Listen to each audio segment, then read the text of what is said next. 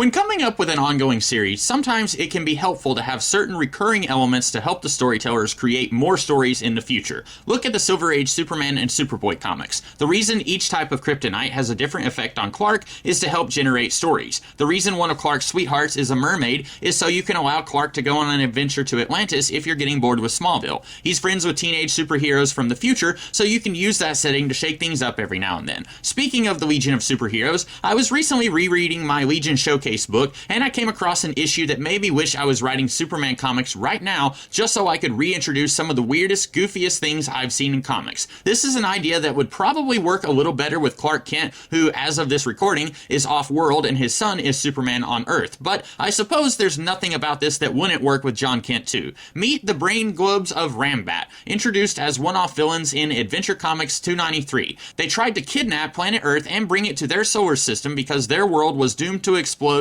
from internal cataclysms. This was their only appearance, so you might be wondering why I would want to reintroduce them into the Superman lore. A few reasons. One, I like when Superman's world is a little quirky. One of my favorite things about All-Star Superman was all the neat stuff in the Fortress of Solitude, the Titanic, a baby sun eater. I feel like this kind of thing should be par for the course in superhero comics in general, but especially in Superman. While I did enjoy the post-crisis Superman landscape, I often find myself wishing they had gone a little weirder. They wanted Superman to be less powerful than he was before. Okay, fine, but that doesn't mean you have to take away all the fun stuff from the Silver Age. So, if I was given the keys to the Superman Comics kingdom, I'd not only bring back the Brain Globes of Rambat, but I would make them Superman's new roommates in the Fortress of Solitude. I have no idea if the current denizens of the DC Universe remember their pre-crisis adventures, or if it's a case-by-case basis where some of that stuff happened and some of it didn't, but when these guys said they were looking for a new planet because theirs was in danger, I feel like Superboy should have just said, "Why don't you come live here?" He'd be especially sympathetic to a species that lost their world, and since finding a new home was the only thing that cast these guys as villains, they would have no reason to oppose Clark any further.